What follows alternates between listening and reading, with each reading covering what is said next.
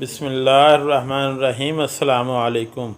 इरशाद बारी ताला है, ए ईमान वालो, तुम पर रोज़े फ़र्ज़ किए गए हैं जैसे तुमसे पहले लोगों पर फ़र्ज़ किए गए थे, ताकि तुम परहेज़गार बन जाओ।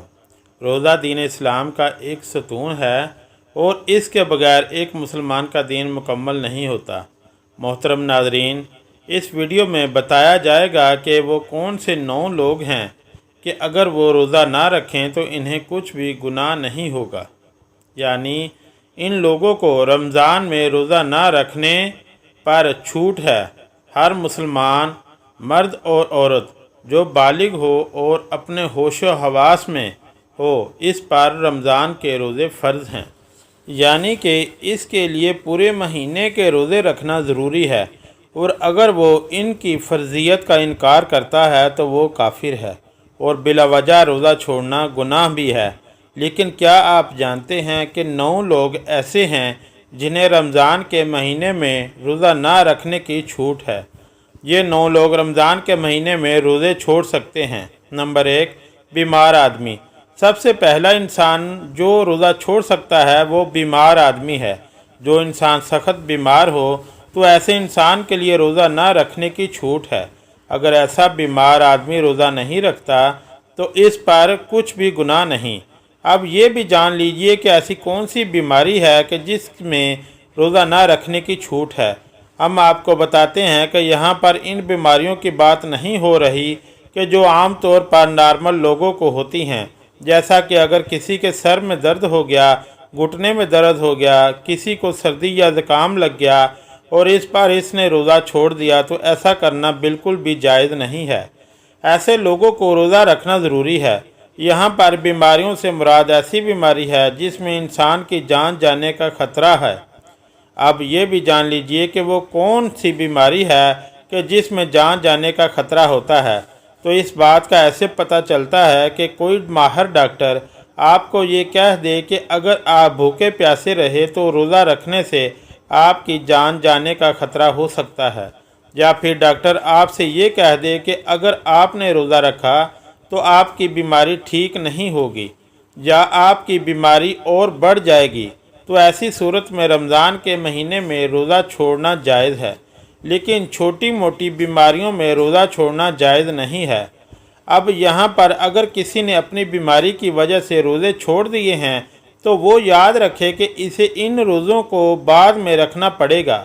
जब इसकी बीमारी दूर हो जाएगी, यानी कि जब इसकी बीमारी ठीक हो जाएगी, तो इसको अपने छोड़े हुए रोज़ों को क़ज़ा करना पड़ेगा। अब अगर किसी की बीमारी ऐसी है कि वो कभी ठीक ही नहीं हुई और इसका आखिरी वक्त करीब आ गया, तो ऐसे में वो अपने घर वालों को ये वसीयत करे कि मेरे इतने रोज़े छूट गए हैं और वो इनका फ़िदिया अदा करें।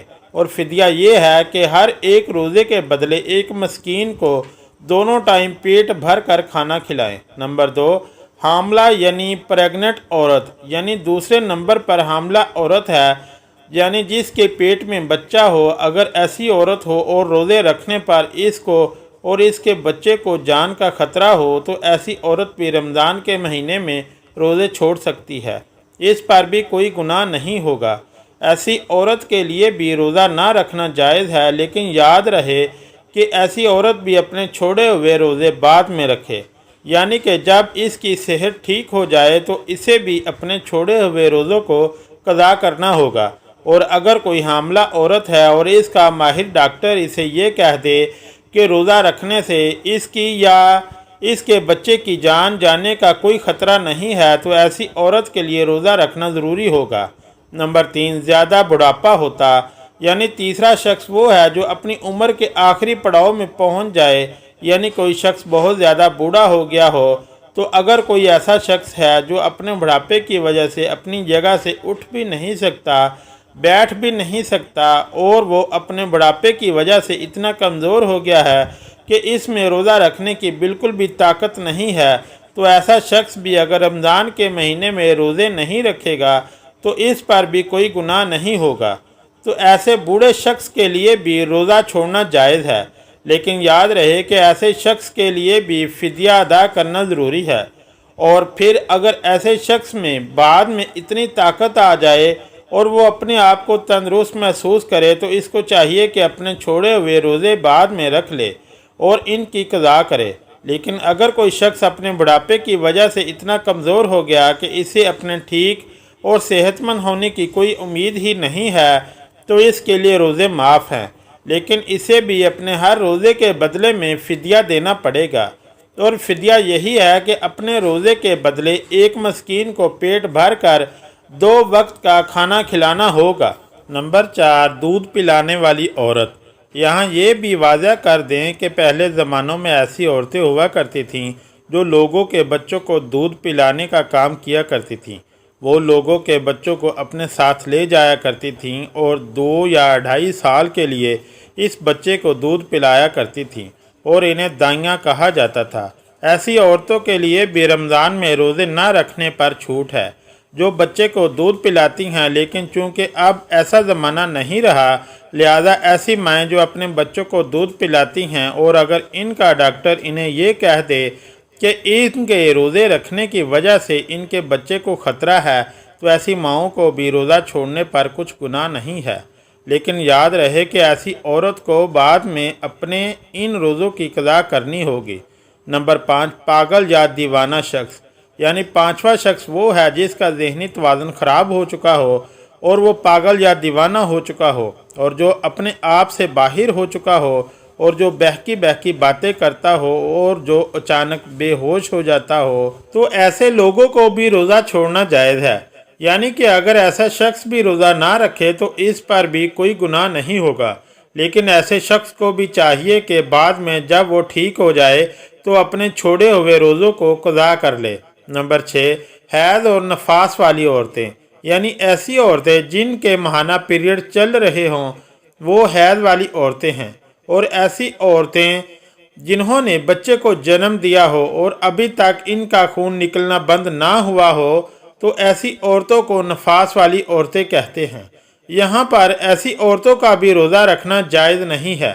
یہاں یہ بھی یاد رکھیں کہ پہلے بیان کیے گئے 5 قسم کے لوگ اگر روزہ رکھ لیتے ہیں تو ان کا روزہ قبول ہو جائے گا، لیکن حیض اور نفاس والی خواتین اپنی اس حالت میں روزہ نہیں رکھ سکتی، اور اگر وہ رکھیں گی تو ان کا روزہ قبول نہیں ہوگا اور ان پر سخت گناہ ہوگا۔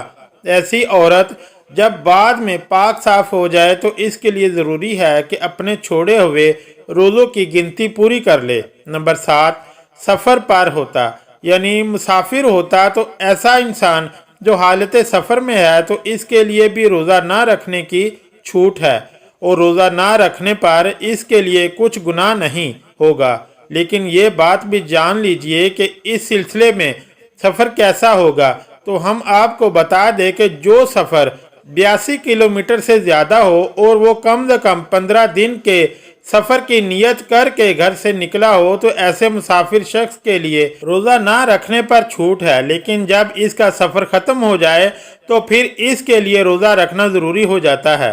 یہاں پر یہ بات بھی قابل ذکر ہے کہ اگر کوئی شخص سفر کی حالت میں ہے اور وہ یہ کہے کہ وہ روزہ ضرور رکھے گا کیونکہ اس کا سفر آرام دہ ہے تو ایسا مسافر سفر کی حالت میں بھی روزہ رکھ سکتا ہے اور اس کا روزہ ہو جائے گا۔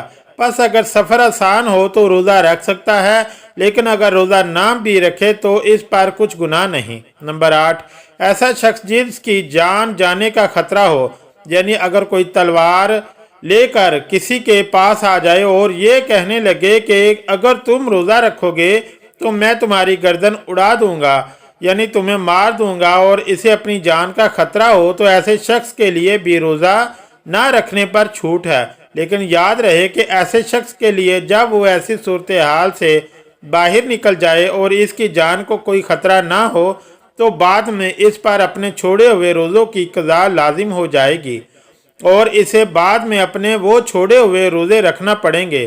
نمبر 9، نابالغ بچہ، یعنی جیسا کہ ہم سب یہ جانتے ہیں کہ روزہ ہر بالغ انسان پر فرض ہے جو اپنے ہوش و حواس میں ہو، اس طرح روزہ نابالغ بچے پر فرض نہیں ہے۔ اگر کوئی نابالغ بچہ روزہ نہیں رکھتا تو اس پر کوئی گناہ نہیں ہوگا اور اسے روزہ نہ رکھنے پر چھوٹ ہے، لیکن اگر کوئی بچہ 10 سال کی عمر کو پہنچ جائے اور اس میں روزہ رکھنے کی طاقت آ جائے تو اس کو چاہیے کہ وہ روزہ رکھنا شروع کر دے، اور اگر ایسا کچھ روزہ نہ رکھے تو اس کے گھر والوں کو چاہیے کہ اس پر سختی کریں اور اسے روزہ ضرور رکھوائیں۔ اللہ سبحانہ وتعالیٰ سے دعا ہے کہ تمام مسلمانوں کو اپنے ماہ مبارکہ کے روزے خشوع خضوع سے رکھنے کی طاقت اور توفیق مرحمت فرمائے، آمین یا رب العالمین۔ اگر میری ویڈیو پسند آئی ہے تو پلیز میرے چینل کو لائک اور سبسکرائب